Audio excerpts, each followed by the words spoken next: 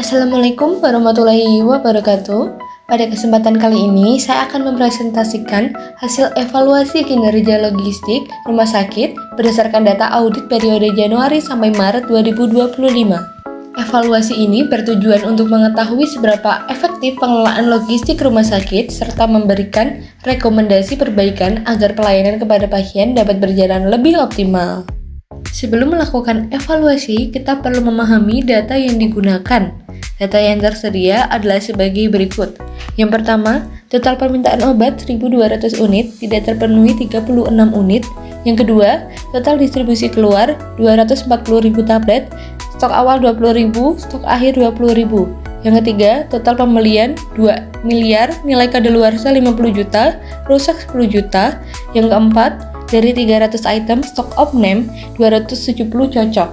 Data tersebut kemudian digunakan untuk menghitung 4 indikator utama kinerja logistik rumah sakit, yaitu Inventory Turnover Ratio atau ITR, yang kedua Waste Ratio, yang ketiga akurasi stok, yang keempat Stock Out Rate.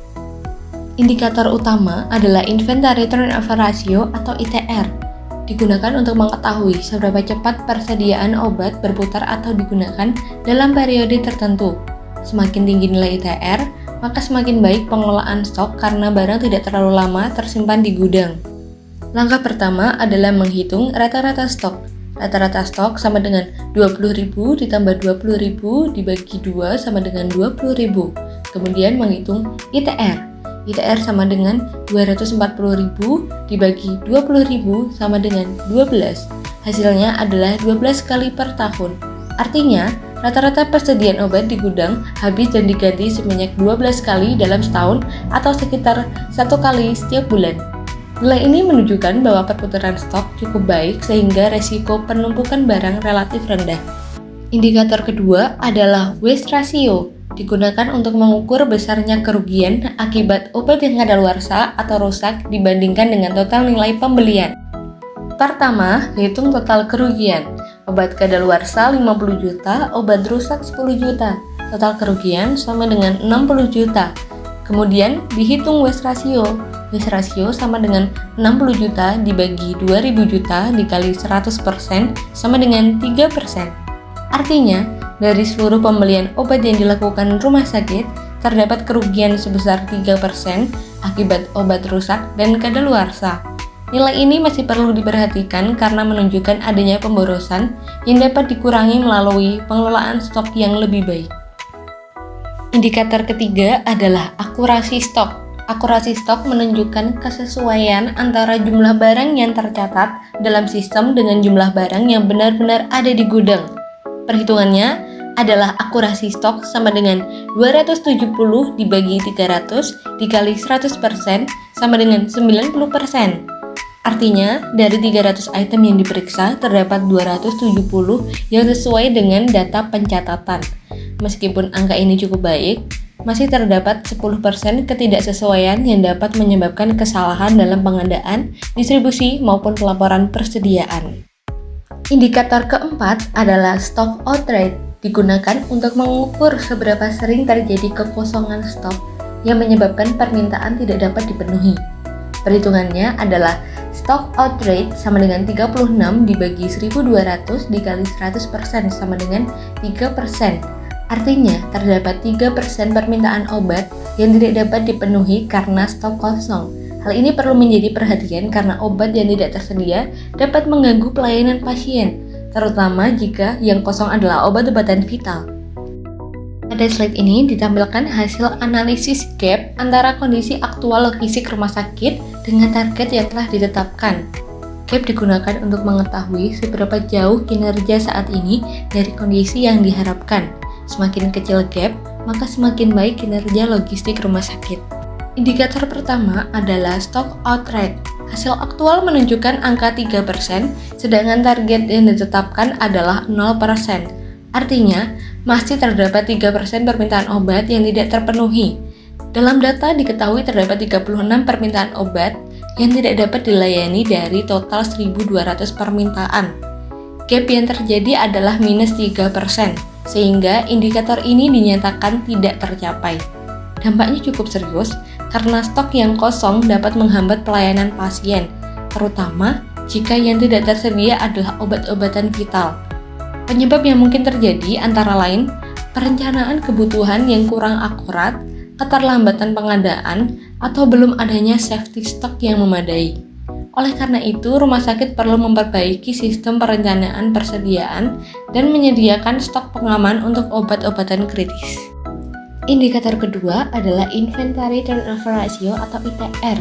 Hasil aktual menunjukkan nilai 12 kali per tahun, sedangkan target yang ditetapkan adalah 10 kali per tahun. Dengan demikian, terdapat gap positif sebesar plus 2 kali.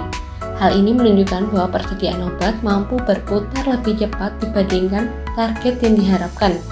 Status indikator ini adalah tercapai.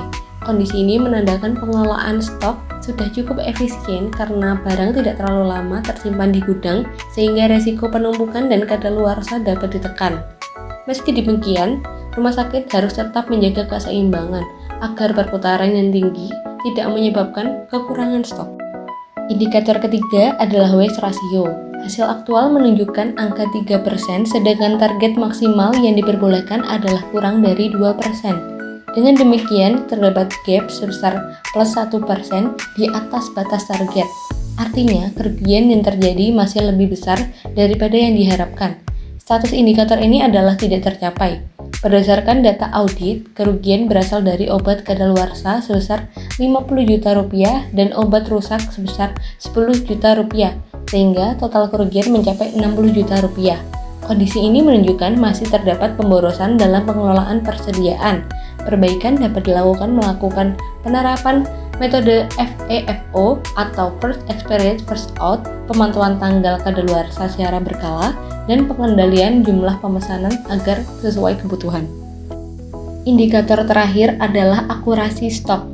Hasil aktual menunjukkan akurasi sebesar 90%, sedangkan target yang ditetapkan adalah minimal 95%.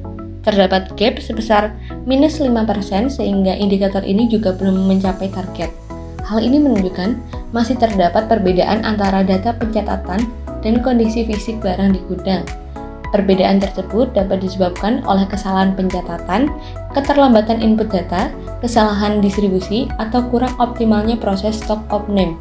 Jika tidak segera diperbaiki, kondisi ini dapat mempengaruhi ketepatan pengadaan dan berpotensi menyebabkan kelebihan maupun kekurangan stok. Oleh karena itu, diperlukan stock of name rutin, peningkatan disiplin pencatatan, serta pemanfaatan sistem informasi logistik yang terintegrasi. Secara keseluruhan, dari 4 indikator yang dievaluasi hanya Inventory Turnover Ratio atau ITR yang berhasil mencapai target, sedangkan 3 indikator lainnya, yaitu Stock Out Rate, Waste Ratio, dan akurasi stok masih menunjukkan gap yang perlu diperbaiki. Pada slide ini ditampilkan 3 rekomendasi SMART yang disusun berdasarkan hasil audit logistik rumah sakit. Rekomendasi ini difokuskan pada 3 indikator yang belum mencapai target, yaitu Stock Out Rate, Waste Ratio, dan akurasi stok. Hasil audit menunjukkan bahwa Stock Out Rate sebesar 3%. Artinya masih terdapat permintaan obat yang tidak dapat dipenuhi karena stok kosong.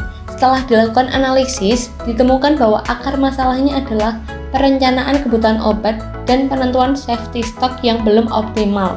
Oleh karena itu, rekomendasi yang diberikan adalah melakukan perhitungan ulang safety stock dan reorder point untuk seluruh obat vital berdasarkan data konsumsi 3 bulan terakhir. Safety stock merupakan stok cadangan yang disiapkan untuk mengantisipasi lonjakan kebutuhan atau keterlambatan pengadaan. Sedangkan reorder point adalah batas minimal stok yang menandakan kapan harus melakukan pemesanan kembali. Target yang ingin dicapai adalah menurunkan stock out rate dari 3% menjadi 0% dalam waktu 3 bulan. Penanggung jawab atau PIC dari program ini adalah Kepala Instalasi Farmasi, karena memiliki kewenangan dalam perencanaan kebutuhan dan pengadaan obat. Temuan audit berikutnya adalah waste ratio sebesar 3%, yang berarti masih terjadi kerugian akibat obat kadaluarsa dan rusak. Akar masalah yang ditemukan adalah pengendalian obat kadaluarsa serta penerapan metode FEFO yang belum optimal.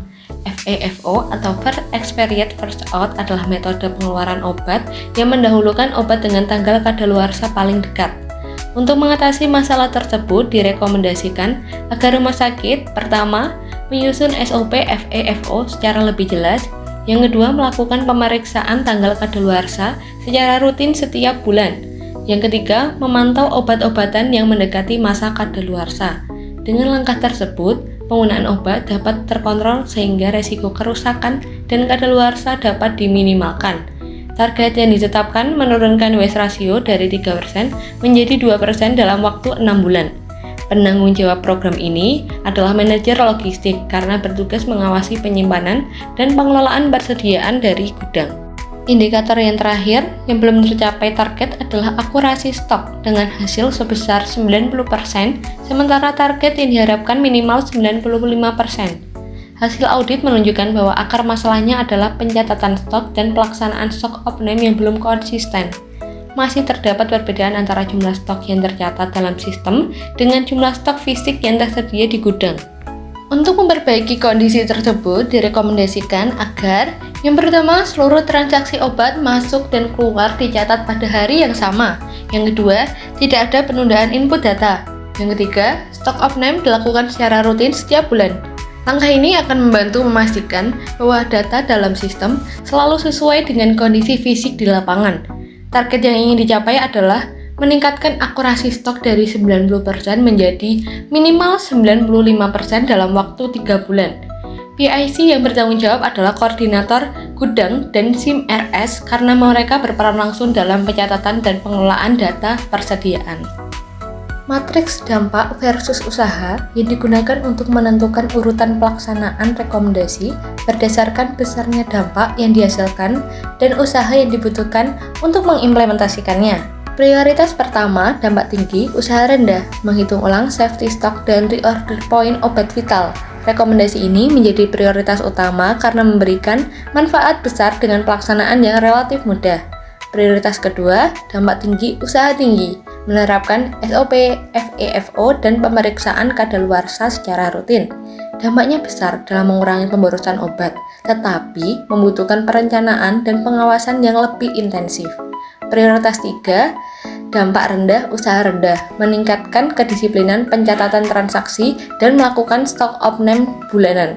Kegiatan ini mendukung akurasi data stok, namun dampaknya tidak sebesar 2 rekomendasi sebelumnya. Jadi dapat disimpulkan rekomendasi dengan dampak terbesar dan usaha paling rendah dikerjakan terlebih dahulu agar perbaikan dapat dicapai secara lebih efektif dan efisien.